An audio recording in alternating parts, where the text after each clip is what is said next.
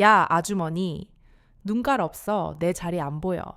서울 외곽으로 향하는 한산한 심야버스 안노약 좌석에 앉은 김수님에게 거친 고함이 꽂혔다. 남자의 팔뚝에는 험악한 뱀 문신이 꿈틀거렸고 술에 취해 충혈된 눈은 불쾌하게 번들거렸다. 역한 술 냄새가 그의 입에서 진동했다. 70이 넘은 수님은 순간 몸을 움츠렸다. 이 시간 버스는 익숙했지만 이런 류의 위협은 생전 처음이었다. 저는 노약자석에 앉아 있는 겁니다. 짐이 무거워서요. 수님의 목소리는 파르르 떨렸다.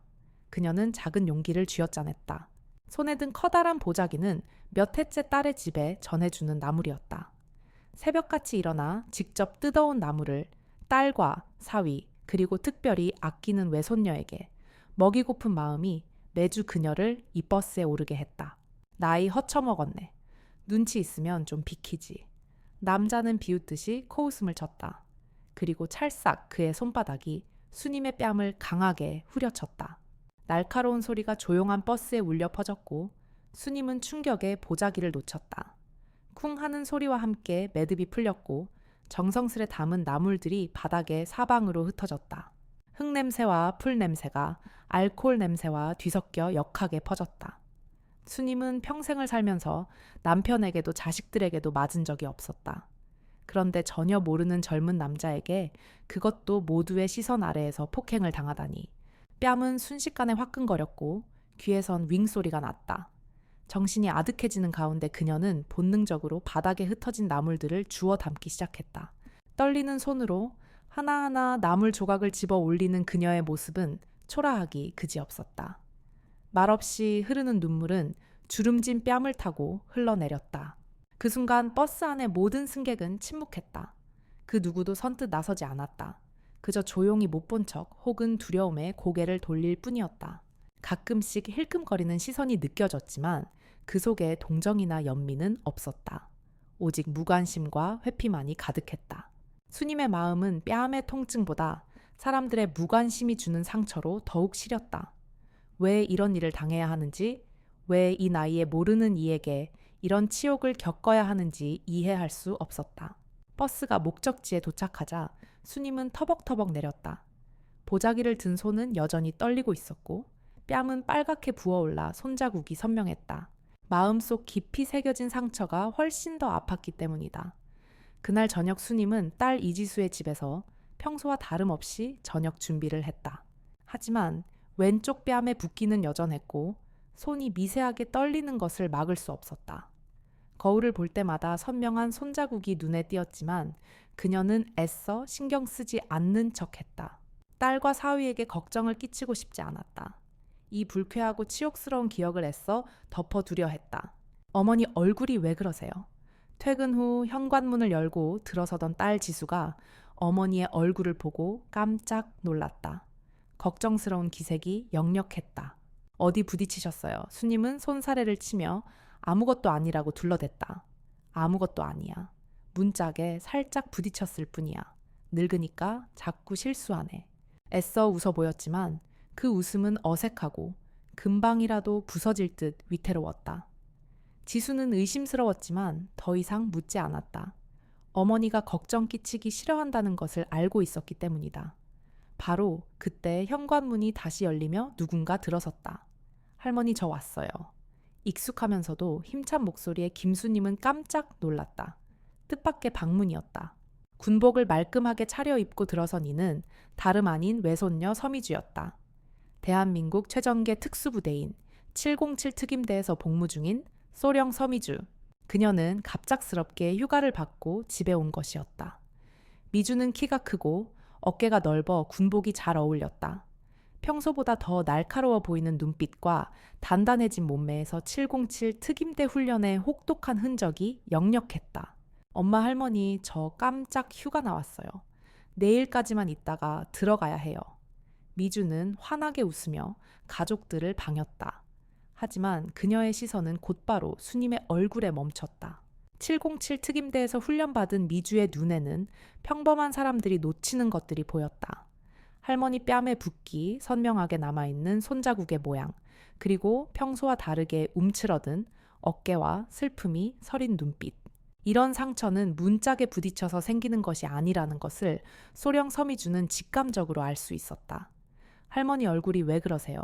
미주의 목소리에는 평소와 다른 칼날 같은 날카로움이 섞여 있었다. 707 특임대 지휘관으로서의 냉철함과 사랑하는 할머니에 대한 걱정이 뒤섞인 날카로움이었다. 누가 그랬어요? 수님은 당황했다. 손녀의 눈빛이 너무나 예리해서 거짓말을 할 수 없었다. 아니야. 그냥 실수로. 그녀의 목소리가 미세하게 떨렸다. 할머니 저한테 거짓말하지 마세요. 미주는 할머니에게 다가가 조심스럽게 얼굴을 살폈다. 군사훈련으로 다져진 그녀의 시야는 상처의 형태와 원인을 정확하게 파악했다. 이건 누군가 손바닥으로 강하게 때린 상처예요. 크기나 각도를 보면 성인 남성의 손이고 상당한 힘으로 가격한 흔적입니다. 김수님은 결국 고백할 수밖에 없었다. 버스에서 있었던 일을 차근차근 이야기했다. 노약자석에 앉아 있었는데 문신한 남자들이 올라와 자리를 비키라고 했고 거절했더니 뺨을 때렸다는 것까지. 이야기를 듣는 내내 서미주의 얼굴은 점점 굳어졌다. 주먹을 꽉 쥐고 있는 손마디가 하얗게 변했다. 그 사람들이 누구예요? 어떻게 생겼어요? 미주의 목소리는 얼음처럼 차가웠다. 평소 온화하고 다정했던 손녀와는 전혀 다른 모습이었다. 그녀의 눈빛은 마치 사냥감을 노리는 맹수처럼 번뜩였다. 미주야, 그냥 넘어가자. 괜찮아. 네가 괜히 일에 휘말리면 어떻게 해 군인인데 문제 생기면 안 되잖아. 수님은 떨리는 손으로 손녀의 손을 붙잡았다. 혹시라도 손녀가 자신 때문에 곤란해질까봐 걱정하는 마음이었다. 하지만 소령 서미주의 마음속에는 이미 걷잡을 수 없는 분노가 격렬하게 끓어오르고 있었다. 707 특임대 소속으로서 그녀는 국가와 국민을 수호하는 임무를 맡고 있었다.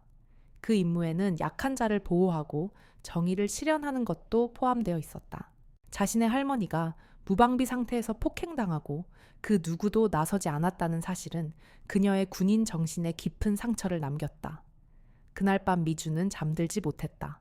할머니가 당한 일이 머릿속에서 계속 맴돌았다. 70이 넘은 노인에게 감히 손을 올린다는 것. 그것도 노약자석에 앉아있는 할머니를 때린다는 것은 도저히 용납할 수 없는 패륜적 행위였다. 707 특임대에서 배운 것은 단순히 전투 기술만이 아니었다. 약한 자를 보호하고 정의를 실현하는 것이 군인의 가장 기본적인 의무이자 정신이라는 것을 그녀는 수없이 교육받고 실천해왔다. 지금 자신의 가장 소중한 가족이 그 정의의 사각지대에서 폭행을 당했다. 그녀는 망설일 이유가 없었다. 분노는 차가운 결의로 바뀌고 있었다. 그녀의 가슴 속에서는 뜨거운 군인 정신이 불타오르기 시작했다. 다음 날 새벽 서미주 소령은 조용히 일어났다. 할머니 김수님은 여전히 새벽 첫 차를 타기 위해 나무를 다듬고 있었다. 딸 지수는 그런 어머니를 말려보려 했지만 수님의 고집을 꺾을 수는 없었다. 미주는 할머니에게 다가갔다. 할머니, 오늘은 제가 같이 가요. 수님은 의아한 표정으로 손녀를 바라보았다. 왜 너는 휴가 중인데 피곤할 텐데. 할머니 혼자 다니시는 게 걱정되어서요. 괜찮아요. 같이 가요. 미주의 목소리는 단호했지만 따뜻했다. 수님은 마지못해 고개를 끄덕였다. 할머니와 손녀는 함께 정류장으로 향했다. 어제와 같은 시간 같은 노선버스에 올랐다. 서미주 소령은 평상복을 입고 있었지만 단련된 몸과 날카로운 눈빛, 언제든 움직일 수 있게 준비된 자세는 707 특임대 지휘관으로서의 존재감을 숨길 수 없었다. 그녀는 주변을 살피는 동시에 어제의 사건에 대한 정보를 수집하기 시작했다. 옆자리에 앉은 중년의 아주머니에게 조용히 말을 걸었다. 혹시 어제 이 시간에 이 버스에서 할머니가 맞는 걸 보셨어요? 아주머니는 순간 움찔하며 고개를 끄덕였다. 그녀의 얼굴에는 어제의 기억 때문인지 미안함과 두려움이 섞여 있었다. 어머, 그 일 말이야. 참 안 됐더라고. 그런데 아무도 나서지 못했어. 너무 무서워서. 어떤 사람들이었는지 기억나세요? 미주의 질문에 아주머니는 기억을 더듬었다. 4명 정도였는데 다 문신하고 험악하게 생겼더라고. 특히 그 할머니 때린 사람은 목에 큰 뱀 문신이 있었어. 그리고 황룡회 그런 말을 하던데. 황룡회. 미주는 그 이름을 기억해뒀다. 707 특임대에서 정보 수집 훈련을 받을 때 들어본 이름이었다. 서울 강남을 중심으로 활동하는 중간 규모의 조직폭력배. 버스가 목적지에 도착했을 때 미주는 결심을 굳혔다. 할머니를 딸의 집에 데려다 준 후 혼자 돌아가는 길에 휴대폰을 꺼냈다. 특임대 시절 함께 훈련받았던 선배에게 연락을 취했다. 선배님, 저 서미주입니다. 급한 일이 있어서 연락드려요. 전화 너머로 김정수 상사의 목소리가 들렸다. 정수 상사는 미주가 소위 시절 함께 특수 임무를 수행했던 믿음직한 선배이자 현재는 민간 보안업체에서 일하며 광범위한 정보망을 유지하고 있는 인물이었다. 미주야 무슨 일이야 소령씩이나 돼서 나한테까지 연락할 정도면 큰일 났나 본데 제 할머니가 조폭들한테 폭행당했어요. 황룡회라는 조직인 것 같은데 정보 좀 알아봐 주실 수 있나요? 김정수 상사는 잠시 침묵했다. 그리고 이내 단호한 목소리로 답했다.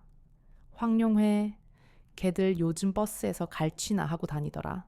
정보 알아볼게. 그런데 미주야 섣불리 움직이지는 마라. 우리 일이 아니잖아. 알겠습니다, 선배님. 하지만 제 할머니 문제입니다. 미주의 마음은 이미 정해져 있었다. 할머니를 때린 그자들을 그냥 놔둘 수는 없었다. 707 특임대에서 배운 것은 정의를 실현하고 약한 자를 보호하는 것이었고 지금이 바로 그것을 실천할 때라고 생각했다. 그녀는 부대로 복귀하는 고속철 안에서 계획을 세우기 시작했다. 황룡회에 대한 정보를 수집하고 할머니를 때린 그 남자를 찾아내는 것, 그리고 합법적인 선에서 그 누구도 예상치 못할 방식으로 응징하는 것. 707 특임대 소령으로서의 냉철한 판단력과 뛰어난 정보 분석 능력이 발휘되기 시작했다. 부대로 복귀한 서미주는 평소와 달리 침묵에 잠겨 있었다. 동료들이 말을 걸어도 대답이 짧았고 고된 훈련에도 불구하고 어딘가 집중하지 못하는 모습이 역력했다. 점심시간이 되자 미주는 홀로 구석진 곳으로 가서 휴대폰을 꺼냈다. 김정수 상색에서 온 메시지가 있었다. 미주야 황룡회 정보 확인했다. 조직 규모는 크지 않지만 강남 클럽을 중심으로 활동하고 있어. 행동대장이 강승철이라는 놈인데 버스 갈취나 노인 사기 같은 비열한 짓들을 주로 해. 전과도 많아. 사진도 구했으니 확인해봐. 미주는 전송받은 사진을 보는 순간 주먹을 꽉 쥐었다. 바로 그 남자였다. 버스에서 할머니를 때린 그 뱀, 문신 남자 강승철. 그의 인상차괴와 나이, 그리고 잔혹한 눈빛까지 할머니가 묘사했던 그 모습과 완벽하게 일치했다. 강승철, 57세, 황룡회 행동대장, 폭행, 갈취, 사기 등으로 여러 차례 실형을 살았지만 번번이 집행유예나 단기간 복역 후 풀려났다. 메시지 아래에 적힌 간략한 프로필을 읽어 내려갈수록 미주의 분노는 더욱 치밀어 올랐다. 이런 쓰레기가 그녀는 이를 악물었다. 하지만 동시에 차가운 이성도 작동하고 있었다. 707 특임대에서 배운 정보 수집과 작전 계획 수립 능력이 발휘되기 시작한 것이다. 미주는 더 자세한 정보가 필요했다. 특임대 내부의 정보망을 이용해 강승철과 황룡회에 대해 깊이 파고들기 시작했다. 군정보 부서에서 근무하는 선배를 통해 경찰 데이터베이스에 접근할 수 있었고 민간 정보 업체에서 일하는 전역자들을 통해 실시간 정보도 수집했다. 조사 결과는 충격적이었다. 강승철은 단순한 조폭이 아니었다. 최근 몇 년간 서울 시내버스에서 노인들을 상대로 한 갈취와 폭행 사건이 20건 이상 발생했는데 모두 강승철과 연관되어 있었다. 하지만 피해자들이 대부분 고령이라 신고를 제대로 하지 못했고 설사 신고를 해도 증거 부족으로 기소되지 않는 경우가 많았다. 강승철은 이 점을 악용하여 법망을 교묘하게 피해왔던 것이다. 미주는 강승철의 생활 패턴도 파악했다. 주로 강남 일대 클럽에서 활동하고 새벽에 버스를 이용해 집으로 돌아가는 패턴이 있었다. 특히 2호선 노선을 자주 이용한다는 정보도 얻었다. 조사를 더 깊이 해보니 그에게는 노약자석에 대한 이상한 집착과 특이한 기억이 있는 것 같았다. 하지만 더 중요한 정보가 미주를 기다리고 있었다. 강승철의 출생 기록을 조사하던 중 미주는 믿을 수 없는 사실을 발견했다. 강승철의 출생지와 할머니 김수님의 과거 거주지가 일치하는 것이었다. 그것도 정확히 같은 시기에. 마치 신락 같은 인연의 끈이 기묘하게 얽혀 있는 듯했다. 미주는 가슴이 철렁 내려앉는 것을 느꼈다. 혹시, 설마 하는 의심이 머릿속을 스쳐 지나갔다. 미주는 휴대폰을 들고 할머니에게 전화를 걸었다. 손가락이 떨렸다. 할머니, 제가 물어볼 게 있어요. 혹시 옛날에 엄마 지수 말고 다른 아이를 낳으신 적이 있으세요? 전화 너머로 긴 침묵이 흘렀다. 숨 막히는 정적 속에서 미주는 할머니의 떨리는 숨소리를 들을 수 있었다. 왜 그런 걸 물어보니? 수님의 목소리가 미세하게 떨리고 있었다. 그녀의 목소리에는 감출 수 없는 불안감과 슬픔이 묻어 있었다. 할머니, 솔직하게 말씀해 주세요. 저한테는 숨기실 필요 없어요. 미주의 간절한 목소리에 김수님은 결국 깊은 한숨을 내쉬며 진실을 털어놓았다. 그래, 있었어. 내 엄마보다 5살 먼저 낳은 아이가 하나 있었지. 수님의 목소리는 점점 작아졌다. 마치 먼 옛날의 아픈 기억을 더듬는 듯했다. 그때는 어쩔 수 없었어. 19에 시집가기 전에 낳은 아이라 키울 수가 없었단다. 고아원에 보낼 수밖에. 미주의 심장이 격렬하게 뛰었다. 예상치 못한 방향으로 흘러가는 이야기. 그 아이 이름이 뭐였어요? 강승철이라고 지어줬었지. 서미주 소령은 온몸에 소름이 돋는 것을 느꼈다. 머리부터 발끝까지 전율이 흘렀다. 버스에서 할머니를 때린 그 조폭이 바로 할머니의 친아들이었던 것이다. 자신의 외삼촌, 강승철.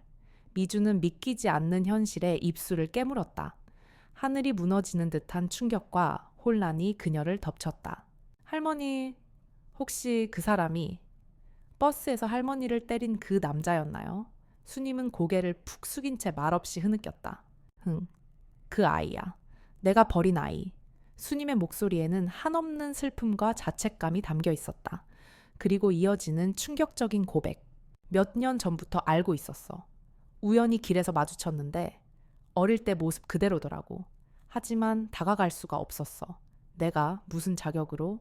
미주는 머리가 복잡해졌다. 복수를 계획하고 있던 상대가 바로 할머니의 친아들이자 자신의 외삼촌이었다니. 이것은 단순한 범죄가 아니었다. 뒤틀리고 비극적인 인연의 실타래였다. 하지만 동시에 더욱 화가 났다. 친어머니를 때렸다는 사실이 더욱 용납할 수 없었기 때문이다. 아무리 버려졌다고 해도 자신을 낳아준 어머니에게 폭력을 휘두르는 것은 인간으로서 할 수 없는 패륜이었다. 그래서 할머니는 신고도 안 하신 거예요. 미주의 목소리는 분노로 떨렸다. 어떻게? 내 아이를 신고하니 내가 잘못 키워서 저렇게 된 건데 내가 버린 죗값이야. 수님은 한없이 자책하고 있었다. 평생을 짊어져온 죄책감이 그녀의 어깨를 짓누르고 있었다. 아니에요, 할머니. 미주의 목소리는 단호했다. 할머니가 어떤 이유로 그 사람을 고아원에 보내셨든 그게 할머니를 때릴 이유는 되지 않아요. 가족이면 더더욱 그러면 안 되는 거예요. 그 어떤 이유도 폭력을 정당화할 수 없습니다. 수님은 깊은 한숨을 쉬며 말했다. 그 아이도 불쌍해. 어린 나이에 고아원에서 자라면서 얼마나 외롭고 힘들었을까. 내가 곁에서 사랑을 주며 키웠다면 저렇게 되지는 않았을 텐데. 할머니의 목소리에는 평생의 후회가 담겨 있었다. 하지만 미주는 할머니의 말을 온전히 받아들일 수 없었다. 어머니를 향한 분노가 외삼촌의 행동은 이해할 수 있었지만 용서할 수는 없었다. 그건 개인적인 감정의 문제가 아니라 정의와 윤리의 문제였다. 707 특임대 소령으로서 그녀는 이 문제를 그냥 지나칠 수 없었다. 전화를 끊은 후 미주는 더욱 복잡한 심정이 되었다. 하지만 동시에 결심도 더욱 확고해졌다. 강승철이 할머니의 아들이든 아니든 노인을 폭행한 것은 용서할 수 없는 범죄였다. 더군다나 자신의 친어머니를 때렸다는 것은 더욱 용납할 수 없었다. 그녀의 마음속에는 냉철한 분노와 함께 뒤틀린 인연을 바로잡고 진정한 의미의 정의를 구현해야 한다는 707 특임대 정신이 강하게 자리 잡았다. 서미주 소령은 작전을 수정하기 시작했다. 단순한 복수가 아니었다. 강승철로 하여금 자신이 무엇을 잘못했는지 깨닫게 만들어야 했다. 그리고 다시는 무고한 노인들을 괴롭히지 못하도록 확실하게 응징해야 했다. 이것은 단순히 할머니의 복수가 아니라 강승철이라는 한 인간의 삶을 바로잡는 일이며 또한 사회의 정의를 바로 세우는 일이었다. 그날 밤 서미주 소령은 휴대전화로 전역한 선배들에게 다시 연락을 취했다. 그녀의 목소리에는 전과 다른 비장함이 서려 있었다. 선배님들, 도움이 필요해요. 정의를 실현할 시간이 온 것 같습니다.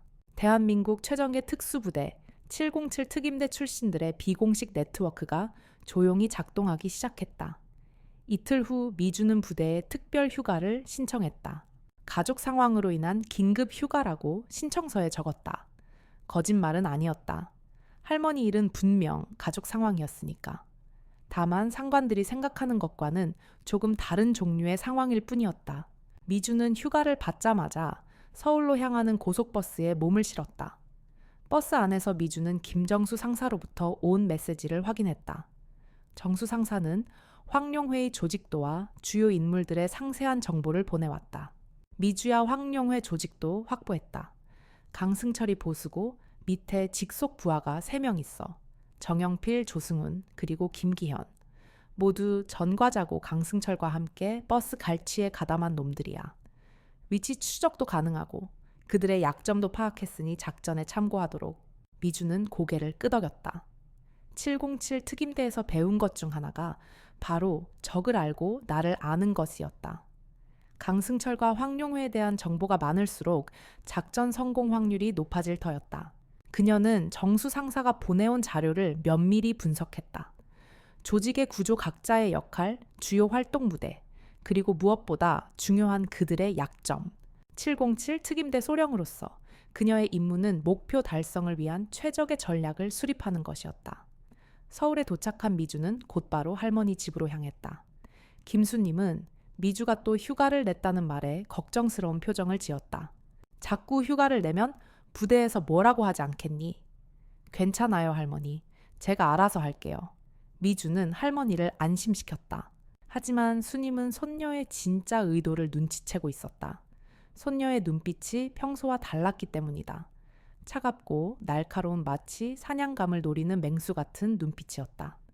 그리고 그 눈빛 속에는 할머니를 향한 깊은 사랑과 함께 불의를 용납하지 않는 강한 의지가 담겨 있었다. 미주야, 혹시 승철이 일 때문에 그러는 거니? 할머니 걱정하지 마세요. 저는 법적인 테두리 안에서만 행동할 거예요. 그리고 그 사람에게 자신이 한 일에 대한 책임을 지게 할 겁니다. 그날 밤 11시 미주는 강남의 한 고급 카페에서 김정수 상사를 만났다. 정수 상사와 함께 온 사람은 현태수였다. 역시 707 특임대 출신으로 현재는 민간 보안업체 대표로 일하며 폭넓은 사회적 네트워크와 정보력을 갖춘 베테랑이었다. 미주야, 오랜만이다. 그런데 이번 일이 좀 위험할 수도 있어. 정말 괜찮겠어. 우리가 직접 나설 수는 없잖아. 현태수는 걱정스러운 표정으로 물었다. 그들의 707 특임대 경험은 불법적인 일에 휘말리는 것을 극도로 경계하게 했다. 선배님, 제 할머니를 때린 놈들이에요. 그냥 넘어갈 수는 없어요. 그리고 저희가 직접 폭력을 쓰지는 않을 거예요. 합법적인 방법으로 그들이 스스로 무너지게 만들 겁니다. 미주의 목소리는 단호했다. 그녀의 눈빛에는 흔들림 없는 결의가 담겨 있었다. 현태수는 테이블 위에 태블릿을 올려놓고 화면을 켰다. 화면에는 황룡회의 조직도가 상세하게 그려져 있었다. 황룡회 조직도야. 강승철이 보수고 밑에 직속 부하 3명이 있어. 정영필, 조승훈, 김기현. 주요 수입원은 클럽 상납금과 버스 갈취, 그리고 노인 대상, 보이스피싱이야. 참 비열한 놈들이지. 현태수의 목소리에는 경멸감이 묻어 있었다. 미주는 화면을 주의 깊게 살폈다. 강승철의 행동 패턴 부하들의 역할 분담, 그들이 자주 가는 장소들까지 상세하게 정리되어 있었다. 707 특임대에서 수없이 진행했던 작전 브리핑과 다를 바 없었다. 이 정보들은 어떻게 구한 거예요? 우리 업체에서 클럽 보안 일을 하다 보니 자연스럽게 알게 된 거야. 합법적으로 얻은 정보들이니 걱정하지 마. 정수 상사가 커피를 한 모금 마시고 말했다. 미주야, 그런데 진짜 강승철이 내 할머니 아들이 맞아. 네, 확인했어요. 할머니가 직접 인정하셨고 출생 기록도 일치해요. 그럼 더 복잡하겠네. 가족이잖아. 현태수의 얼굴에 복잡한 표정이 스쳐 지나갔다. 가족이라서 더 용서할 수 없어요. 미주의 목소리에는 억누를 수 없는 분노가 담겨 있었다. 친어머니를 때리는 놈이 어디 있어요. 그것도 70이 넘은 노인을 말이에요. 가족이면 더더욱 보호해야 하는 거 아닌가요? 현태수와 정수 상사는 고개를 끄덕였다. 미주의 말이 옳았다. 혈연 관계가 죄를 덮어줄 수는 없었다. 오히려 더 큰 죄였다. 맞는 말이야. 그럼 계획을 세워보자. 일단 강승철 혼자만을 타겟으로 하는 게 좋을 것 같은데. 현태수가 조심스럽게 의견을 제시했다. 조폭 조직의 보스를 건드리는 것은 위험 부담이 크기 때문이었다. 아니에요? 부하들부터 정리하고 강승철은 마지막에 하고 싶어요. 할머니를 때릴 때 같이 있던 놈들이니까 똑같이 책임져야죠. 미주는 자신의 치밀한 계획을 설명하기 시작했다. 첫 번째 타겟은 정영필이에요. 강승철의 오른팔을 하는 놈이죠. 이놈부터 무력화시키면 조직이 흔들릴 거예요. 김정수와 현태수는 서미주 소령의 치밀한 계획에 감탄했다. 그녀의 전략은 단순히 힘으로 제압하는 것이 아니었다. 상대의 약점을 정확히 파악하고 법적 테두리 안에서 움직이면서도 치명적인 타격을 입히는 707 특임대다운 고도의 심리전과 정보전을 결합한 작전이었다. 그런데 미주야, 어떤 방식으로 응징할 생각이야. 우리가 직접 때릴 수는 없잖아.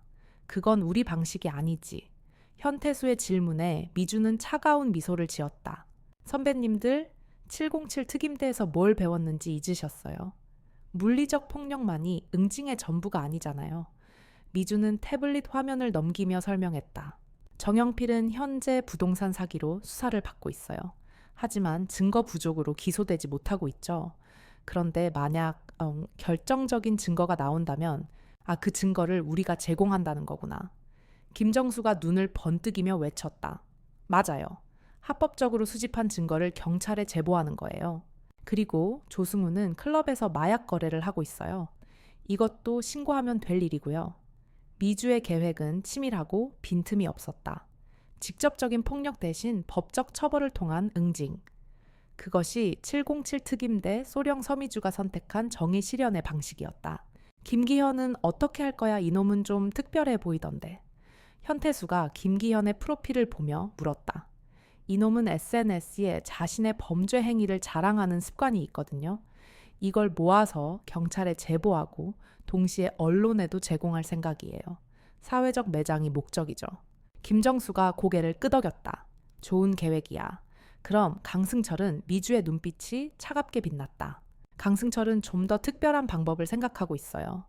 할머니와의 관계를 알게 하고 자신이 무엇을 했는지 뼈저리게 깨닫게 만들고 싶어요. 그리고 그 이후에는 법이 허용하는 가장 강력한 처벌을 받게 해야죠. 세 사람은 늦은 밤까지 세부 계획을 논의했다. 각자의 역할 분담 증거 수집 방법, 타이밍 등을 꼼꼼히 정했다. 707 특임대에서 함께 훈련받은 경험이 있어서 호흡이 척척 맞았다. 그들은 서로의 눈빛만 봐도 상대의 의도를 읽을 수 있었다. 그런데 미주야 정말 확신해. 이 일이 끝나면 내 군 생활에도 영향이 있을 수 있어. 우리 같은 예비역이야 상관없지만 너는 아직 현역 소령기잖아. 현태수의 걱정에 미주는 단호하게 답했다. 선배님, 707 특임대에서 배운 게 뭐예요? 정의를 실현하고 약한 자를 보호하는 거잖아요. 지금이 바로 그걸 실천할 때예요. 충성. 저의 군인으로서의 양심과 할머니의 손녀로서의 도리가 이 작전을 명령하고 있습니다. 다음 날부터 비공식 작전이 시작되었다. 서미주 소령과 선배들은 각자 맡은 역할에 따라 일사불란하게 움직이기 시작했다. 황룡회의 부하들을 하나씩 무력화시키는 정교한 작전이 서울의 밤거리에서 조용히 그러나 맹렬하게 진행되고 있었다. 대한민국 최전개 특수부대의 소령이 자신의 가족을 위해 펼치는 복수. 그것은 단순한 복수를 넘어선 정의를 향한 숭고한 임무가 되어가고 있었다. 그녀의 가슴 속에는 707 특임대의 상징인 백호처럼 날카로운 지성과 뜨거운 용기가 불타오르고 있었다. 작전 개시 첫날 서미주 소령은 강남의 한 고급 한정식 집에서 정영필을 관찰하고 있었다. 황룡회의 2인자이자 강승철의 오른팔인 정영필은 매주 화요일마다 이곳에서 부동산 브로커들과 만나 불법 거래를 논의하는 습관이 있었다. 이곳은 룸으로 되어 있어 외부의 시선이 차단되었지만 미주와 그녀의 팀은 이미 며칠 전부터 모든 준비를 마친 상태였다. 미주는 멀리 떨어진 테이블에 앉아 있었다. 평범한 직장 여성처럼 보였지만 그녀의 귀 속에는 현태수의 보안팀이 설치한 초소형 무선 도청 장치가 꽂혀 있었다. 정영필이 들어간 룸의 대화 내용이 실시간으로 그녀의 귀에 전달되었다. 이번 강서구 재개발 아파트, 거는 어떻게 됐어? 정영필이 기름진 목소리로 브로커에게 물었다. 그의 목소리에는 탐욕과 오만함이 가득했다. 순조롭게 진행되고 있습니다. 가짜 서류도 완벽하고 원소유주인 노인네는 아직 아무것도 모르고 있습니다. 조만간 헐값에 넘기게 될 겁니다. 좋아. 이번 건으로 최소 3억은 건질 수 있겠네. 뒤처리는 깔끔하게 하고. 미주는 휴대폰으로 모든 대화를 녹음했다. 단순한 녹음이 아니었다. 707 특임대에서 사용하는 최첨단 장비는 주변 소음을 완벽하게 제거하고 대화 당사자들의 목소리, 파형까지 분석하여 법적 증거로서의 효력을 극대화하는 기능을 갖추고 있었다. 동시에 김정수 상사가 보내준 소형 카메라가 장착된 펜을 든 팀원이 옆방에서 벽에 뚫린 미세한 구멍을 통해 정영필이 브로커에게 건네는 서류들을 촬영하고 있었다. 부동산 사기의 결정적인 증거들이 속속 수집되고 있었다. 정영필과 그의 일당은 자신들이 쳐놓은 거미줄 안에서 이미 더 큰 거미줄에 걸려들고 있다는 사실을 전혀 눈치채지 못했다.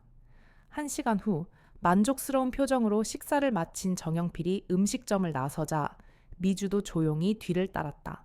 707 특임대에서 혹독하게 훈련받은 미행 기술이 빛을 발하는 순간이었다. 그녀는 인파 속에 자신의 모습을 완벽하게 숨겼고 주변 환경과 하나가 되어 정영필의 시야에서 완전히 사라졌다. 정영필은 식사 자리에서의 성공적인 거래에 취해 전혀 눈치채지 못했다. 정영필은 강남의 한 오피스텔로 향했다.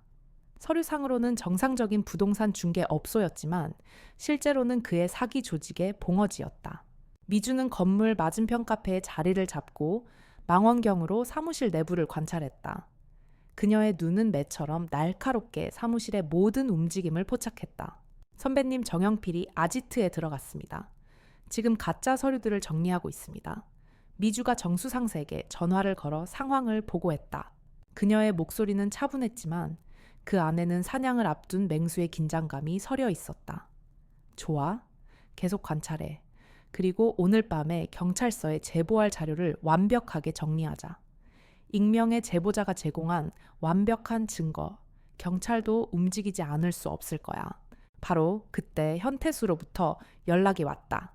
미주야 조승훈 쪽에서 큰 성과가 있었어.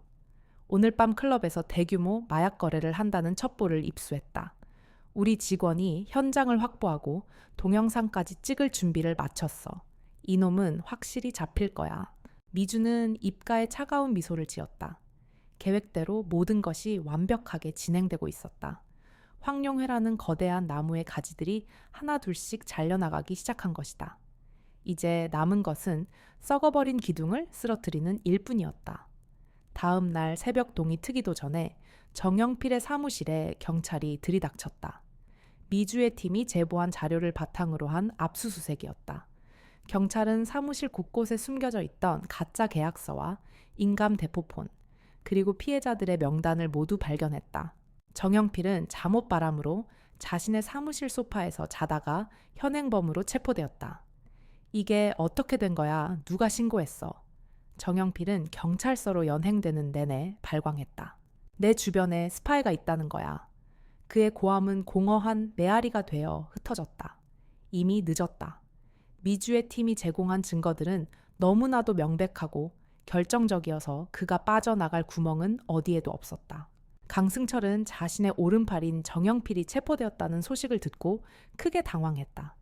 대체 뭐가 어떻게 된 거야?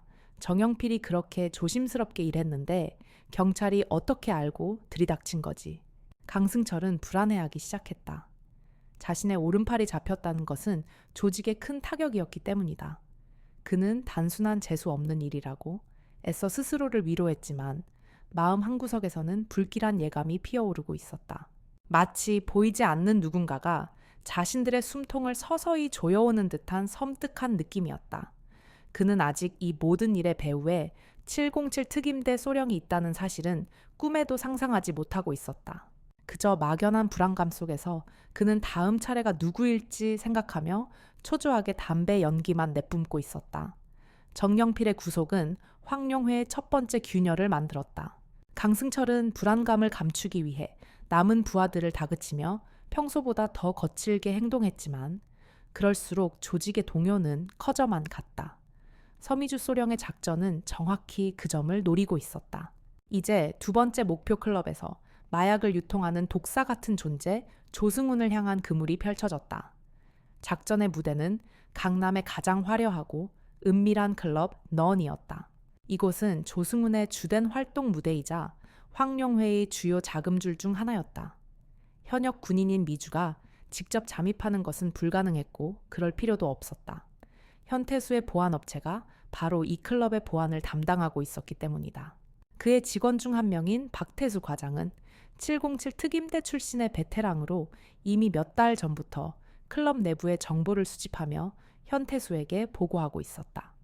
대표님, 오늘 밤 12시 VIP 룸에서 조승훈이 대만 쪽 조직과 큰 거래를 할 예정입니다. 코카인 2kg 규모입니다. 현장에서 놈을 덮칠 절호의 기회입니다. 박 과장의 보고는 간결하고 정확했다. 현태수는 이 정보를 즉시 미주와 김정수 상색에 전달했다. 세 사람은 화상 통화를 통해 마지막 작전 계획을 점검했다. 현장에서의 증거 확보가 가장 중요합니다. 박 과장님 안전하게 촬영이 가능하시겠습니까? 미주의 목소리에는 박 과장의 안전을 걱정하는 마음이 담겨 있었다. 걱정 마십시오, 소령님. 룸 천장에 설치된 몰래카메라와 제 몸에 부착된 보디캠으로 모든 것을 기록할 겁니다. 완벽한 증거를 확보하겠습니다. 그날 밤 12시 클럽 너는 화려한 조명과 심장을 울리는 음악 그리고 젊은이들의 열기로 가득 찼다. 박 과장은 평소처럼 보안 요원의 복장을 하고 VIP 룸 복도를 순찰했다. 그의 눈빛은 냉철했고 모든 감각은 최고조로 곤두서 있었다. 잠시 후 조승훈이 대만 조직원으로 보이는 남자 2명과 함께 VIP 룸으로 들어갔다. 박 과장은 그들의 뒤를 따라가며 자연스럽게 복도를 지켰다. 룸에서는 은밀한 대화가 오고 갔다. 물건은 가져왔나? 조승훈이 거만하게 물었다. 여기 있어. 순도 최상급이야. 돈은 준비됐겠지. 대만 조직원이 돈 가방을 가리키며 말했다. 조승훈이 가방을 열어 돈다발을 확인하는 순간 그리고 대만 조직원이 코카인이 담긴 봉투를 테이블 위에 올려놓는 그 순간 박 과장의 보디캠과 천장의 몰래카메라는 모든 장면을 빠짐없이 기록하고 있었다.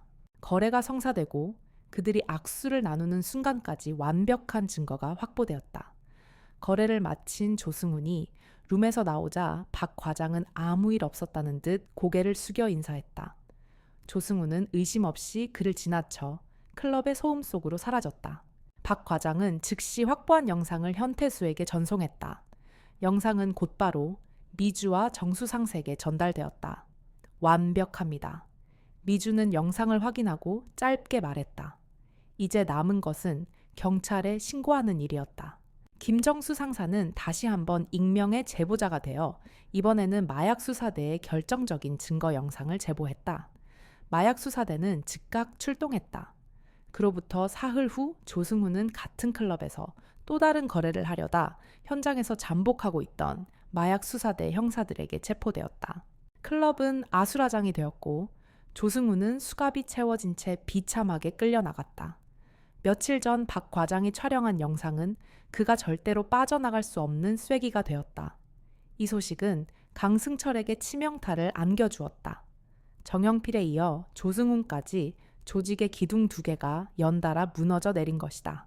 이것은 더 이상 우연이나 불운이 아니었다. 명백히 누군가가 자신들을 노리고 있었다. 누구야? 대체 누구야? 강승철은 자신의 아지트에서 미친 듯이 소리쳤다.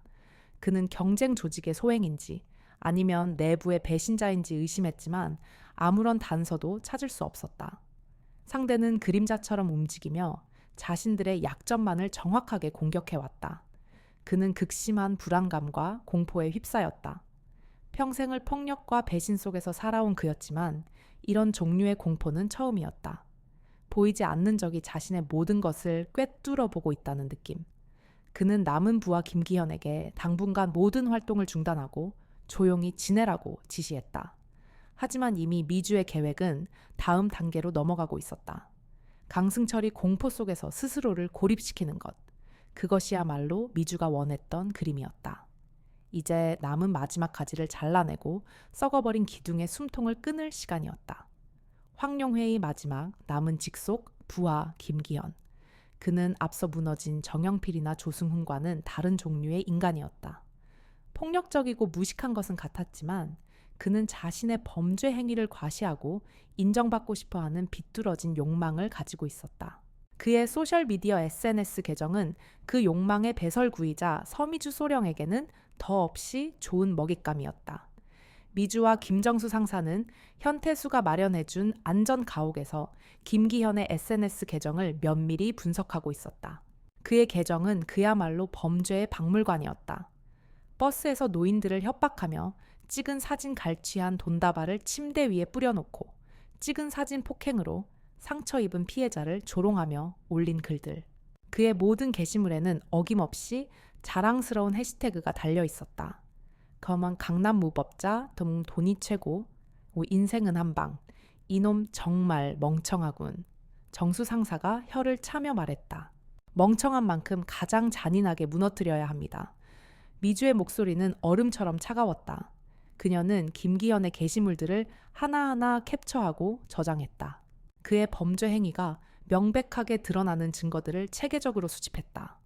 특히 그녀의 심장을 얼어붙게 만든 것은 할머니 김수님이 폭행당했던 바로 그날 올라온 게시물이었다. 오늘 버스에서 늙은 년 하나 혼내줬다. 자리 하나 비키라는 게 그렇게 어렵나? 세상 무서운 줄 모르는 것들은 매가 약이지. 차전 참교육, 낸들 노인 공경은 셀프. 그 글 밑에는 의기양양하게 웃고 있는 자신의 셀카 사진이 첨부되어 있었다. 미주는 모니터를 응시하며 주먹을 꽉 쥐었다. 손마디가 하얗게 질릴 정도로 분노가 치밀어 올랐지만 그녀의 눈은 조금의 흔들림도 없이 냉철하게 빛나고 있었다. 미주와 정수 상사는 수집한 자료들을 그냥 경찰에 넘기지 않았다. 그들은 이 자료들을 바탕으로 하나의 스토리를 만들었다. 김기현의 범죄 연대기를 시간순으로 정리하고 그의 잔혹함과 비인간성을 극명하게 보여주는 게시물들을 배치했다. 그리고 그 정점에는 김수님 할머니를 폭행한 날의 게시물을 두어 그의 패륜적인 행각을 만천해 공개할 준비를 마쳤다. 작전은 동시에 이루어졌다. 김정수 상사는 정리된 자료들을 경찰청 사이버수사대에 익명으로 제보했다. 동시에 미주는 평소 사회정의 문제에 깊은 관심을 가지고 있던 한 탐사보도 전문 기자에게 이메일로 모든 자료를 보냈다. 경찰의 법적 처벌과 언론을 통한 사회적 심판을 동시에 진행하는 전략이었다. 며칠 후 대한민국이 발칵 뒤집혔다. SNS로 범죄 자랑한 조폭 노인 폭행까지 인증 전 국민 경악. 탐사보도 전문 매체의 기사는 포털 사이트 메인을 장식했고 순식간에 수많은 언론사들이 이 사건을 대서특필하기 시작했다. 김기현의 실명과 얼굴, 그리고 그가 올렸던 끔찍한 게시물들이 모자이크도 없이 전국에 공개되었다. 대중의 분노는 들불처럼 번져 나갔다.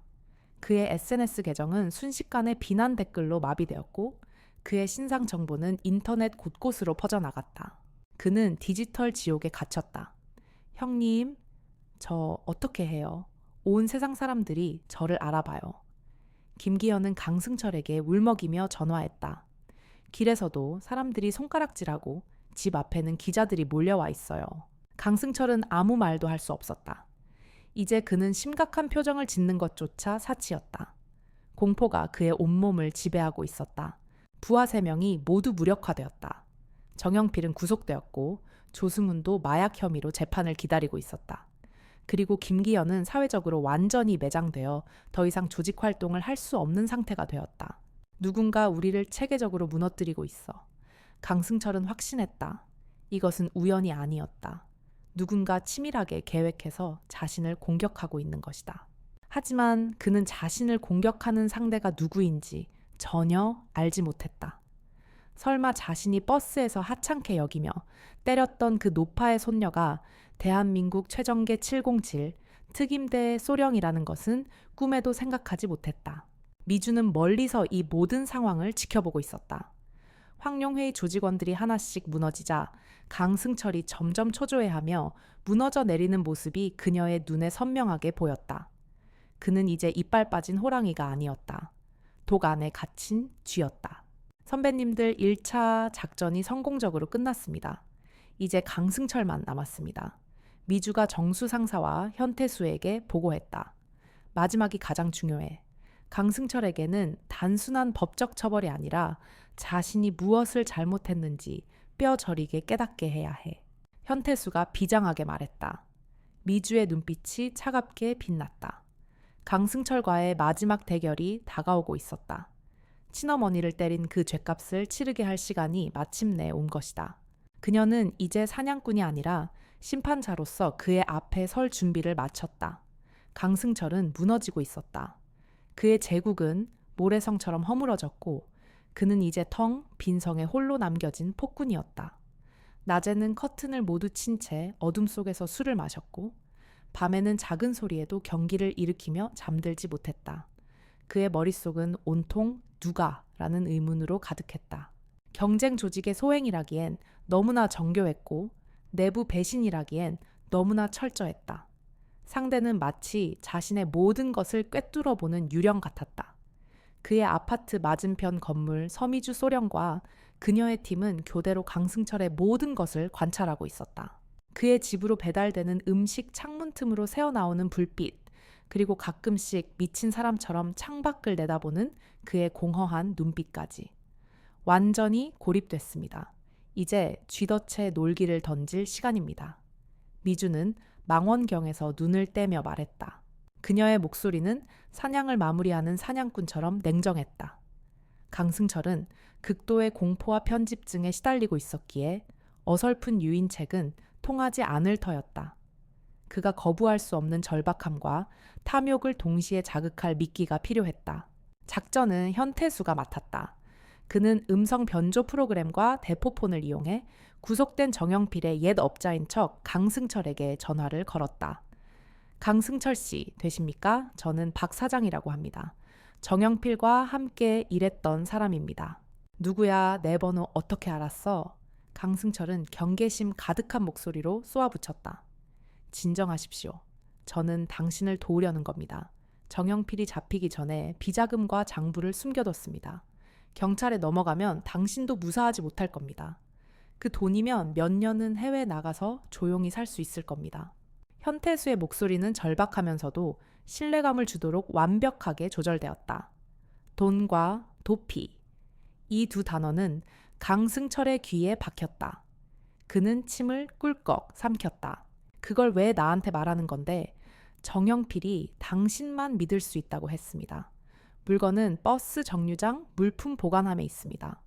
오늘 밤 11시 2호선 사당역 9버스 정류장 물품 보관함입니다. 사당역. 그곳은 김수님 할머니가 딸의 집에 가기 위해 매번 지나는 정류장이었다.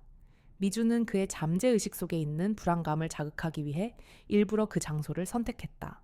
비밀번호는 없습니다. 열쇠를 찾아야 합니다. 2호선 순환버스 밤 10시 40분에 사당역에 도착하는 2238호 버스 네 번째 칸 노약자석 밑에 열쇠가 숨겨져 있습니다. 버스 번호 그리고 네 번째 칸 노약자석. 그날의 사건을 정확하게 상기시키는 디테일이었다. 강승철은 자신도 모르게 마른 침을 삼켰다. 불길한 기분이 들었지만 수억 원의 현금과 자신의 죄가 기록된 장부라는 유혹을 뿌리칠 수 없었다. 이것이 자신을 파멸시키려는 함정일 수도 있다는 의심과 이것만이 유일한 탈출구일 수 있다는 희망이 그의 머릿속에서 격렬하게 충돌했다. 결국 탐욕과 절박함이 공포를 이겼다. 알겠어. 가보지. 전화를 끄는 강승철의 눈빛이 흔들렸다. 그는 몇 날 며칠 만에 처음으로 외출 준비를 시작했다. 검은 모자를 깊게 눌러쓰고 마스크로 얼굴을 가렸다. 그의 손에는 작은 권총이 들려 있었다. 만약의 사태에 대비한 마지막 발악이었다. 그가 조심스럽게 아파트 현관문을 열고 밖으로 나서는 순간 맞은편 건물에서 그를 지켜보던 미주의 무정이에서 나지막한 목소리가 흘러나왔다. 목표 덫으로 이동 중. 강승철은 자신을 옥죄어오는 사냥꾼의 그물이 얼마나 정교하게 짜여 있는지 전혀 알지 못한 채 제 발로 심판의 장소를 향해 걸어가고 있었다. 서울의 밤은 차가웠고 그의 등 뒤로는 짙은 파멸의 그림자가 길게 드리워져 있었다. 서미주 소령은 이미 4단격 버스 정류장에 도착해 마지막 무대에 막이 오르기를 기다리고 있었다. 밤 11시가 넘은 4단격 버스 정류장은 한산했다. 퇴근 인파가 모두 빠져나간 승강장에는 간간히 막차를 기다리는 사람들만이 듬성듬성 서 있을 뿐이었다. 형광등 불빛이 차갑게 바닥을 비췄고 멀리서 들려오는 버스의 엔진 소리가 공허하게 울려 퍼졌다. 강승철은 모자를 더 깊이 눌러쓴 채 주위를 살피며 약속된 2호선 승강장으로 향했다. 그의 온 신경은 날카롭게 곤두서 있었고 심장은 불안하게 뛰고 있었다. 잠시 후 전광판에 2238호 버스 곧 도착이라는 문구가 떴다. 강승철은 마른 입술을 핥았다. 이 버스에 자신의 운명이 걸려 있었다. 끼익하는 소음과 함께 버스가 정류장으로 들어왔다. 문이 열리고 몇몇 승객이 내렸다. 강승철은 그들과 스쳐 지나가며 약속된 4번째 칸으로 올라탔다. 버스 내부는 텅 비어 있었다. 그는 곧장 노약자석으로 다가가 주위를 살피며 좌석 밑을 더듬었다. 손끝에 차가운 금속의 감촉이 느껴졌다. 물품 보관함 열쇠였다. 그가 열쇠를 쥐고 안도의 한숨을 내쉬는 순간 닫히려던 출입문 사이로 한 여성이 조용히 올라탔다. 그녀는 평범한 검은색 코트를 입고 있었지만 그 발걸음과 자세 그리고 흔들리는 버스 안에서도 조금의 미동도 없는 균형감은 평범한 사람의 것이 아니었다. 그녀는 천천히 그러나 망설임 없이 강승철에게로 다가왔다. 강승철은 본능적인 위협을 느끼고 몸을 움츠렸다. 누구야? 나한테 볼 일 있어? 여성은 그의 앞에서 걸음을 멈췄다. 차갑고 깊이를 알 수 없는 눈이 그의 얼굴에 박혔다. 제 이름은 서미주입니다. 여성의 목소리는 조용했지만 그 안에는 강철 같은 힘이 담겨 있었다. 김수님 할머니의 손녀입니다. 김수님이라는 이름을 듣는 순간 강승철의 얼굴이 하얗게 굳었다. 며칠 전 바로 이 버스 안에서 자신이 폭행했던 그 노파의 얼굴이 눈앞에 떠올랐다. 그리고 퍼즐 조각이 맞춰지듯 그를 옥죄어오던 모든 사건의 실체가 드러났다. 너였구나. 내 새끼들을 전부 작살낸 게 너였어. 그의 목소리가 분노로 떨렸다. 하지만 그 분노 속에는 이미 짙은 공포가 서려 있었다. 당신은 버스 좌석 하나 때문에 70이 넘은 노인을 폭행했습니다. 그분이 바로 제 할머니입니다. 미주의 목소리에는 어떤 감정도 실려 있지 않았다. 그래서 더 무서웠다. 강승철은 주머니 속 권총을 꽉 쥐었다. 하지만 그의 손은 미세하게 떨리고 있었다. 눈앞의 여성에게서 뿜어져 나오는 기운은 그가 평생 상대해왔던 건달들과는 차원이 달랐다. 그것은 죽음의 경계를 수없이 넘나든 자만이 가질 수 있는 서늘하고 압도적인 기운이었다. 하지만 당신이 알아야 할 게 하나 더 있어요, 강승철 씨. 미주는 그에게 한 걸음 더 다가섰다. 아니, 외삼촌이라고 불러야 할까요? 외삼촌 미친 소리 하지 마. 강승철은 소리쳤지만 그의 눈동자는 불안하게 흔들리고 있었다. 김수님, 당신이 늙은 여우라고 부르며 뺨을 때렸던 그분. 당신을 낳아주고 어쩔 수 없이 고아원에 보내야만 했던 당신의 친어머니입니다. 벼락이 내리쳤다. 강승철의 머릿속이 새하얗게 변했다. 세상의 모든 소리가 사라지고 오직 미주의 목소리만이 그의 뇌리에 박혀 끝없이 메아리쳤다. 친어머니, 내가 때린 그 노파가 내 어머니라고. 그의 눈앞에 그날의 광경이 필름처럼 스쳐 지나갔다. 자신의 고암 할머니의 겁에 질린 눈 찰싹하고 울려 퍼졌던 소리 바닥에 흩어지던 나물, 그리고 떨리는 손으로 나무를 주워 담던 할머니의 초라한 모습. 그 모든 장면들이 이제는 끔찍한 의미를 가지고 그의 심장을 난도질했다. 평생을 원망하고 증오했던 어머니, 왜 나를 버렸냐고 단 한 번이라도 만나면 따지고 싶었던 그 어머니를 그는 자신의 손으로 직접 폭행했던 것이다. 아, 강승철의 입에서 의미 없는 신음이 터져 나왔다. 그는 손에 쥐고 있던 열쇠와 권총을 떨어뜨렸다. 육체적인 고통이 아니었다. 그의 영혼이 산산조각 나는 소리였다. 그는 비틀거리다 결국 자리에 주저앉았다. 물리적인 타격 없이 오직 진실의 무게만으로 한 인간이 완벽하게 무너져 내리는 순간이었다. 버스가 다음 역에 도착하며 천천히 속도를 줄였다. 스크린 도어 너머로 조용히 깜빡이는 경찰차의 경광등 불빛이 보였다. 김정수 상사가 미리 연락해둔 경찰들이었다. 하지만 강승철의 눈에는 아무것도 보이지 않았다. 그의 세상은 이미 무너져 내린 후였다. 강승철의 체포는 허무할 정도로 조용했다. 그는 아무런 저항도 하지 않았다. 마치 영혼이 빠져나간 인형처럼 그는 경찰의 손에 이끌려 버스에서 내렸다. 서미주 소령은 조금 떨어진 곳에서 그 모습을 말없이 지켜봤다. 작전은 성공적으로 끝났지만 그녀의 마음에는 승리감 대신 묵직한 침묵만이 내려앉았다. 경찰서 조사실. 강승철은 모든 혐의를 순순히 인정했다. 김수님 할머니에 대한 폭행은 물론 경찰이 그동안 증거를 찾지 못했던 다른 범죄들까지 기계적으로 자백했다. 하지만 그의 정신은 다른 곳에 있었다. 조사관의 질문에 대답하면서도 그의 머릿속은 온통 미주의 마지막 말과 할머니의 얼굴로 가득 차 있었다. 당신의 친어머니입니다. 그 한마디가 그의 인생 전체를 송두리째 부정하고 있었다. 미주는 할머니의 집으로 돌아왔다. 밤늦게까지 손녀를 기다리고 있던 김수님은 미주의 얼굴을 보고 무슨 일이 있었음을 직감했다. 할머니 그 사람 잡혔어요. 미주는 차분하게 말했다. 그녀는 아직 강승철이 할머니의 아들이라는 사실까지는 말하지 않았다. 연로하신 할머니가 감당하기에는 너무나 큰 충격이라는 것을 알았기 때문이다. 우선은 할머니를 안심시키는 것이 먼저였다.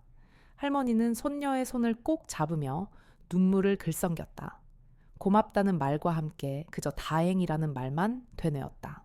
며칠 후 강승철의 체포 소식과 그의 모든 자백 내용이 뉴스에 대대적으로 보도되었다. 텔레비전 화면에 나온 강승철의 얼굴을 본 김수님의 손이 가늘게 떨렸다. 그녀는 화면 속 남자를 알아보았다. 자신이 버렸던 아들 승철이었다. 미주야, 저 아이. 승철이 아니니 할머니의 목소리는 미세하게 떨리고 있었다.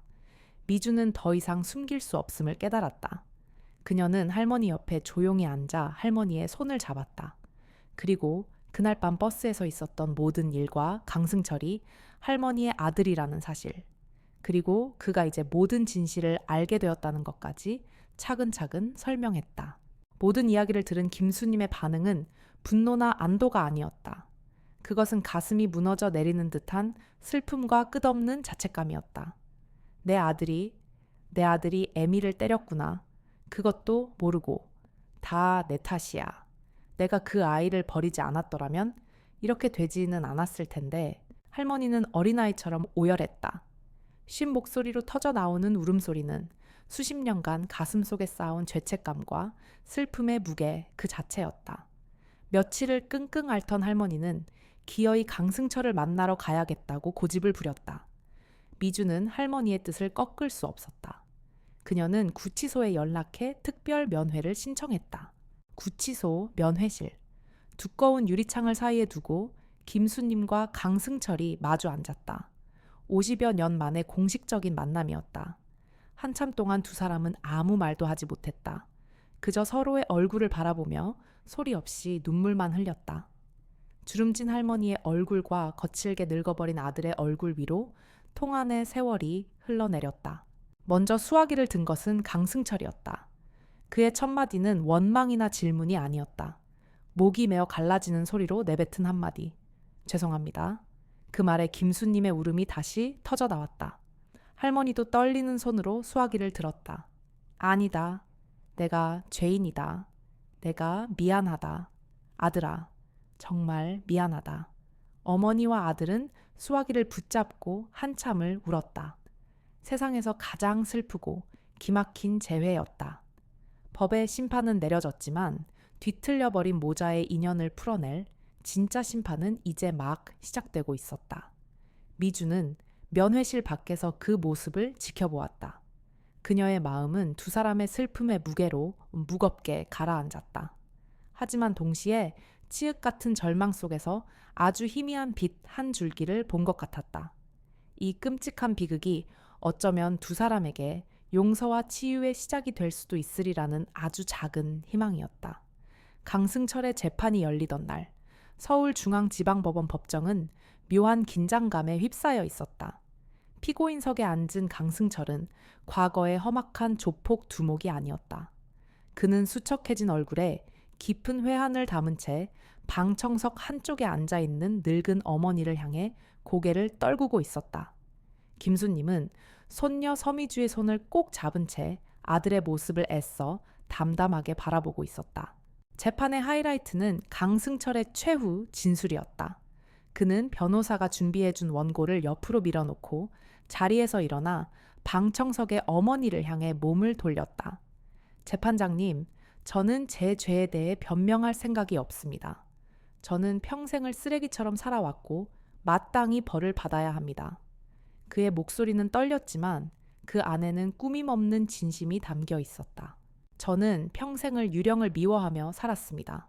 얼굴도 모르는 어머니라는 유령을 원망했습니다. 왜 나를 버렸을까? 왜 나만 혼자였을까? 그 원망이 제 삶을 지탱하는 힘이었습니다. 그의 눈에서 굵은 눈물이 뚝뚝 떨어졌다. 그런데 제가 그토록 만나고 싶었던 분을 제 손으로, 제 더러운 손으로 때렸습니다. 어머니, 제가 어머니인 줄도 모르고 제가 저지른 짓은 인간으로서 용서받을 수 없는 죄입니다. 이 세상 어떤 벌을 받는다 해도 제 죄를 씻을 수 없다는 것을 압니다. 그러니 부디 재판장님 법이 허용하는 가장 무거운 벌을 내려주십시오. 그것이 제가 제 어머니께 조금이라도 속죄할 수 있는 유일한 길입니다. 강승철은 진술을 마치고 어머니를 향해 깊이 허리를 숙였다. 법정은 숙연한 침묵에 잠겼다. 판사는 잠시 눈을 감고 생각에 잠기더니 이내 판결을 내렸다. 피고인 강승철에게 징역 5년을 선고한다. 피고인이 자신의 죄를 깊이 뉘우치고 있고 피해자인 친어머니가 피고인의 처벌을 원치 않는다는 점 등을 참작했다. 하지만 노인을 상대로 한 폭력은 그 어떤 이유로도 정당화될 수 없으며 사회의 경종을 울릴 필요가 있다. 이 5년의 시간이 피고인에게는 징벌의 시간이자 뒤틀린 인생을 바로잡고 진정한 속죄의 의미를 깨닫는 시간이 되기를 바란다. 재판이 끝나고 미주는 할머니를 부축해 법원을 나섰다. 할머니는 아들이 교도관에게 이끌려 나가는 모습을 끝까지 눈으로 쫓았다. 5년. 그 아이가 또다시 혼자 갇혀 지내야 하는구나. 할머니의 목소리에는 슬픔이 가득했지만 원망은 없었다. 미주야, 나는 기다리란다. 내가 그 아이를 60년이나 기다렸는데 5년쯤이야 못 기다리겠니? 이제는 도망치지 않고 기다릴 거야. 미주는 할머니의 작은 어깨를 감싸 안았다. 정의를 구현하기 위해 시작했던 이 싸움의 끝에서 그녀는 군사작전의 승패와는 다른 종류의 결말을 마주하고 있었다. 그것은 법의 심판을 넘어선 용서와 사랑이라는 더 큰 힘에 대한 이야기였다. 그리고 5년이라는 시간이 흘렀다. 이른 아침 강원도의 한 교도소 정문 앞. 김수님은 5년 전보다 더 깊어진 주름과 하얗게 센 머리카락을 한 채 조용히 서 있었다. 옆에는 이제 대한민국 육군 중령이 된 서미주가 할머니의 곁을 지키고 있었다. 굳게 닫혔던 교도소의 철문이 육중한 소리를 내며 열리고 한 남자가 걸어 나왔다. 강승철이었다. 5년의 수감 생활은 그에게서 과거의 폭력성을 모두 거두어갔다. 그는 이제 회색빛 머리에 평범한 중년의 모습을 한 그저 세월의 무게에 짓눌린 한 남자일 뿐이었다. 그는 문 밖에서 자신을 기다리고 있는 어머니를 발견하고는 그 자리에 우뚝 멈춰섰다. 차마 다가가지 못하고 고개를 떨군 채 그는 조용히 눈물을 흘렸다. 김수님이 먼저 아들에게로 다가갔다. 할머니는 아무 말 없이 아들의 거칠어진 손을 잡았다. 가자, 집에 가자. 그 한마디에 강승철은 참았던 울음을 터뜨리며 어머니의 품에 얼굴을 묻었다. 60년이 넘는 세월을 돌고 돌아 그는 비로소 어머니의 품으로 돌아왔다. 어머니와 아들의 새로운 삶은 서툴고 어색했다. 평생의 침묵과 상처가 두 사람 사이를 가로막고 있었다. 강승철은 현태수가 소개해준 작은 가구 공방에서 묵묵히 일했다. 매일 새벽같이 일어나 일터로 나갔고 저녁이면 어머니 김수님이 차려준 저녁상 앞에 말없이 앉았다. 어느 날 저녁 김수님이 나무를 다듬고 있었다. 그 모습을 본 강승철의 손이 멈칫했다. 푸른 나물과 붉은 고추장. 그날 버스 바닥에 흩어졌던 끔찍한 기억이 그의 눈앞에 되살아났다.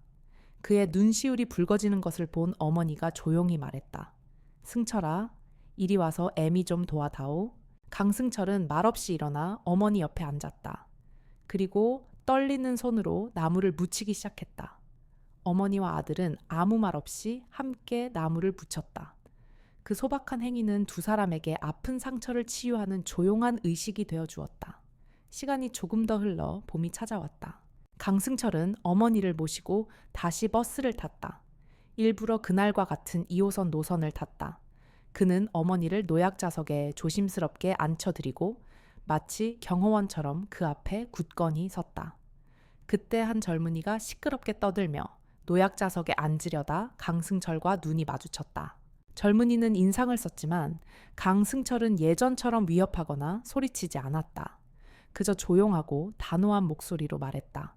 제 어머님이 앉아 계십니다. 조금만 조용히 해주시겠습니까? 그의 목소리에는 폭력이 아닌 존중을 담은 힘이 있었다.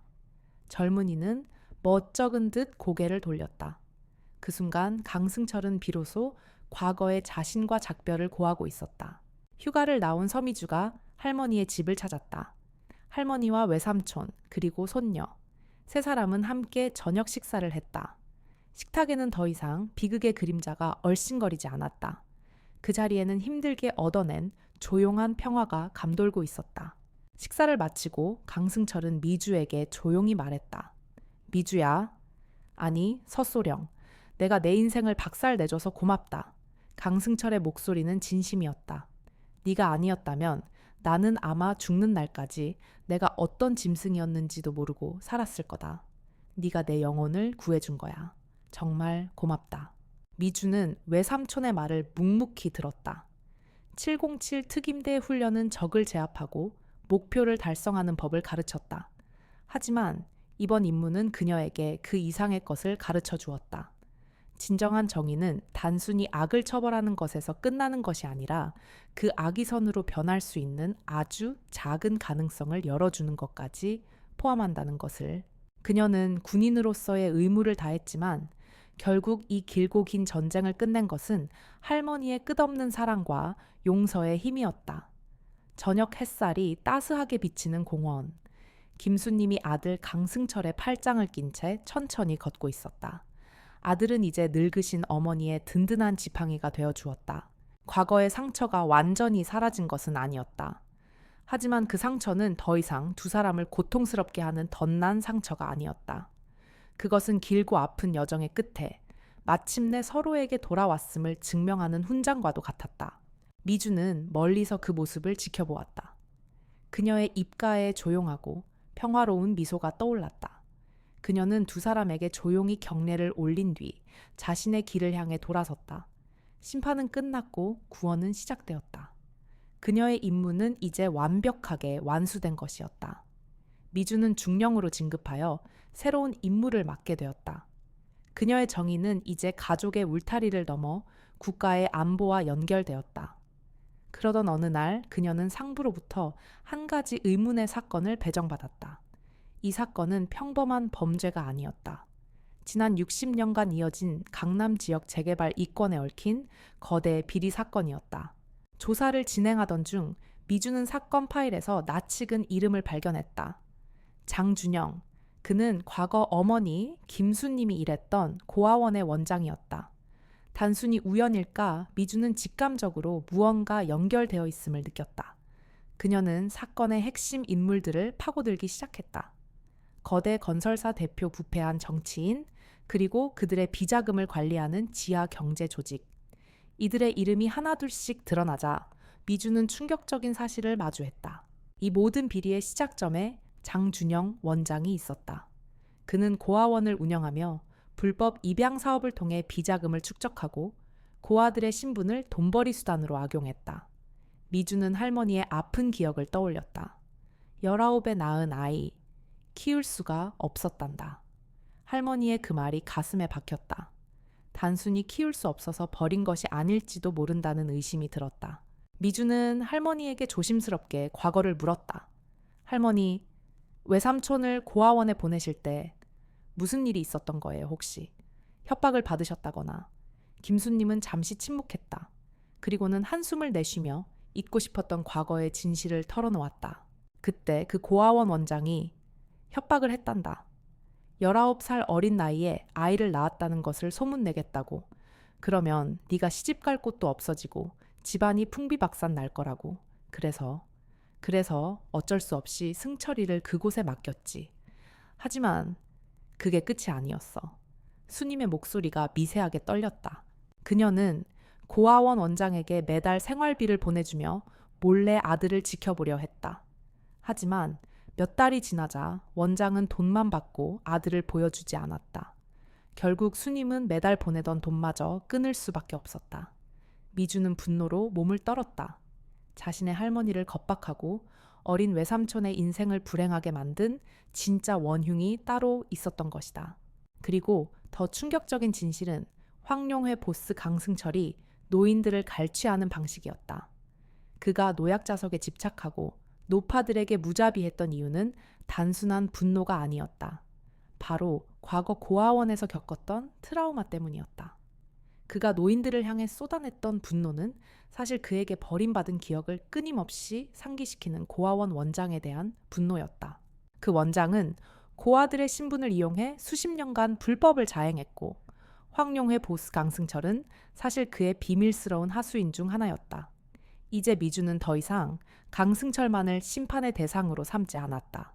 그를 불행하게 만들고 할머니에게 평생의 짐을 지운 진짜 흑막을 뿌리 뽑아야 했다. 이것은 단순히 복수를 넘어선 사회의 썩은 뿌리를 도려내는 거대한 임무였다. 그녀는 조용히 김정수 상사와 현태수에게 연락을 취했다. 선배님들, 새로운 타겟이 생겼습니다.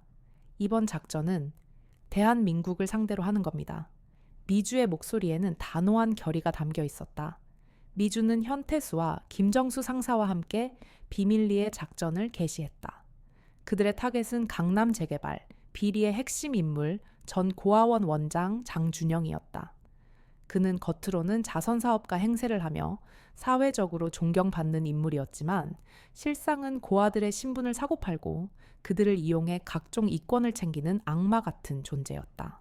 현태수의 보안업체는 장준영이 운영하는 재단과 거래를 트며 내부 정보를 수집했다. 그리고 김정수 상사의 광범위한 정보망은 장준영과 정치인 건설사 대표들 간의 은밀한 금전 거래 내역을 추적했다. 미주는 이 모든 정보의 흐름을 분석하며 장준영이 얼마나 교묘하게 법망을 피해왔는지 파악했다. 그는 현금 대신 그림이나 골동품으로 뇌물을 받았고 대포폰과 위장 회사를 이용해 자금 세탁을 했다. 모든 거래는 철저히 오프라인에서 이루어졌고 흔적을 남기지 않았다. 그러나 707 특임대 출신들의 정보 분석 능력은 그 미세한 흔적들을 찾아냈다. 특히 장준영이 버려진 고아들을 자신의 사병처럼 이용했다는 사실은 미주를 더욱 분노하게 했다. 그는 어린 강승철에게도 일찌감치 2호선 버스 노선을 이용한 갈취 방법을 가르쳤고 그를 비롯한 몇몇 고아들을 자신의 범죄 행위에 가담시켰다. 노약자석에 대한 강승철의 비정상적인 집착은 바로 어린 시절부터 시작된 장준영의 훈련 때문이었다. 미주는 할머니의 상처가 단순히 강승철의 폭력 때문만은 아니었음을 깨달았다. 그것은 60년 전 할머니를 협박하고 아들을 불행하게 만들고 그 아들을 다시 노인 폭행범으로 만든 거대한 악의 사슬이었다. 미주는 이 사슬을 끊어내야만 했다. 작전은 이중으로 진행되었다. 하나는 경찰과 검찰에 제보할 수 있는 법적 증거를 모으는 것이었고 다른 하나는 장준영의 숨겨진 재산을 찾아내는 것이었다. 현태수의 팀은 장준영이 불법적으로 소유한 강남의 고급 빌딩들과 수십억 원 상당의 미술품들을 발견했다. 이 모든 재산은 고아들의 이름으로 차명 관리되고 있었다. 미주는 장준영이 매년 주최하는 자선 행사에 주목했다. 이 행사는 그의 위선을 가장 잘 보여주는 무대였다. 사회 각계각층의 유명 인사들이 참석하여 그의 자선 정신을 칭송했다. 미주는 이 자리에서 모든 것을 폭로할 계획을 세웠다. 단순한 폭로가 아니라 그의 인생을 송두리째 무너뜨릴 완벽한 시나리오였다.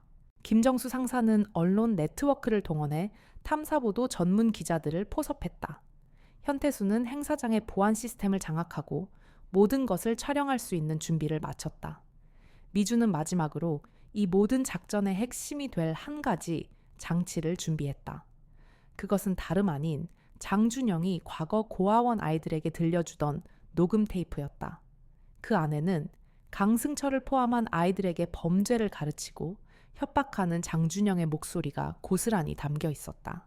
그것은 단순한 증거가 아니었다. 70년 동안 뒤틀린 한 남자의 삶의 원인이자 한 노파의 평생의 회한이 담긴 기록이었다. 미주는 테이프를 손에 쥐고 마음속으로 다짐했다. 할머니의 사랑을 조롱하고 외삼촌의 인생을 짓밟은 대가를 치르게 할 겁니다. 그리고 당신이 버린 아이가 당신을 심판할 겁니다. 장준영이 주최하는 새싹 희망재단 자선 행사가 열리던 날, 강남의 한 특급 호텔 연회장은 사회 각계각층 유명 인사들과 언론사 기자들로 가득했다. 미주는 현태수와 김정수 상사의 팀원들과 함께 손님으로 위장하여 행사장 곳곳에 침투했다. 그들의 눈은 끊임없이 장준영의 동선을 추적하고 있었다. 목표 VIP 룸에 진입했습니다. 곧 연설이 시작될 것 같습니다. 현태수의 목소리가 미주의 귀에 달린 소형 무정이를 통해 들려왔다. 미주는 마지막으로 할머니를 생각했다. 그리고 외삼촌 강승철의 공허한 눈빛을 떠올렸다. 할머니 외삼촌, 이제 모든 것을 제자리에 돌려놓겠습니다. 연설이 시작되고 장준영은 단상에 올라 능숙한 태도로 연설을 이어갔다. 저는 평생을 버림받은 아이들을 위해 바쳤습니다. 그들에게 새로운 삶을 선물하는 것이야말로 저의 소명이자 기쁨이었습니다. 그의 위선적인 미소가 연회장을 환하게 비추었다. 그때 연회장 천장에 설치된 대형 스크린에 갑자기 영상이 재생되기 시작했다. 장준영이 준비한 영상이 아니었다. 영상은 바로 과거 그가 고아원 아이들에게 범죄를 가르치고 협박하는 모습이었다. 그리고 음성 파일이 흘러나왔다. 떨리는 목소리의 어린 강승철과 차갑게 웃는 장준영의 목소리. 버려졌다고 슬퍼할 필요 없어. 세상은 힘없고 약한 것들을 잡아먹는 정글이야. 너는 여기서 강해지는 법을 배우는 거야. 2호선 버스에 타서 노인들 상대로 돈을 뜯어내. 그게 네가 살아갈 방법이야. 알겠지? 장준영의 얼굴이 하얗게 질렸다. 그는 연단에서 내려오려 했지만 미주가 그 앞을 가로막았다. 미주의 눈빛은 차갑게 빛났다. 장준영 씨, 이제 그 가면을 벗을 시간입니다. 당신이 버린 아이가 이제 당신을 심판할 겁니다. 미주의 뒤로 경찰들이 들이닥쳤다. 그들은 미주가 제공한 모든 증거와 장부를 바탕으로 그를 현장에서 체포했다. 연회장은 순식간에 아수라장이 되었다. 장준영은 체포되면서도 끝까지 미주를 경멸하는 눈빛으로 바라보았다. 겨우 계집애 하나가 감히. 그 순간 미주의 무정이에 김정수 상사의 목소리가 들려왔다. 미주야, 마지막으로 할 말이 있대. 연결해 줄게. 잠시 후 무정이 너머로 한 남자의 목소리가 들려왔다. 미주야. 아니 한소령. 정말 고맙다. 너 덕분에 나는 이제 진짜 엄마를 찾아갈 수 있을 것 같아? 강승철의 목소리였다. 미주는 무정이를 귀에 댄 채 눈물을 흘렸다. 그녀의 복수는 단순히 그를 감옥에 보내는 것이 아니었다. 그의 뒤틀린 삶을 바로잡고 진짜 악이 누구였는지 깨닫게 하는 것이었다. 그녀의 작전은 성공했다. 결론 및 채널 홍보, 모든 작전이 끝난 후 서미주는 진정한 정의가 무엇인지 깨달았다. 그것은 단순히 힘으로 상대를 제압하는 것이 아니라 무너진 인간의 영혼을 회복시키고 사회의 썩은 뿌리를 도려내는 것이었다. 그녀는 군인으로서의 사명을 다하며 더 큰 세상의 불의에 맞서기로 다짐했다. 이 이야기는 한 개인의 복수에서 시작해 거대한 사회적 비리로 확장되는 과정을 담고 있습니다. 무력한 노인에게 가해진 폭력은 단순히 한 사건이 아니라 그 이면에 숨겨진 탐욕과 비정함이 만들어낸 비극이었습니다. 그리고 그 비극의 실체를 파헤치고 진정한 정의를 구현한 것은 바로 우리 주인공의 뜨거운 정의감이었습니다. 만약 이 이야기가 마음에 드셨다면 좋아요와 구독을 눌러주세요. 여러분의 댓글은 다음 영상을 만드는데 큰 힘이 됩니다. 여러분은 서미주 대령의 행동에 대해 어떻게 생각하시나요? 정의를 위한 그녀의 선택에 대해 댓글로 자유롭게 의견을 나눠주세요.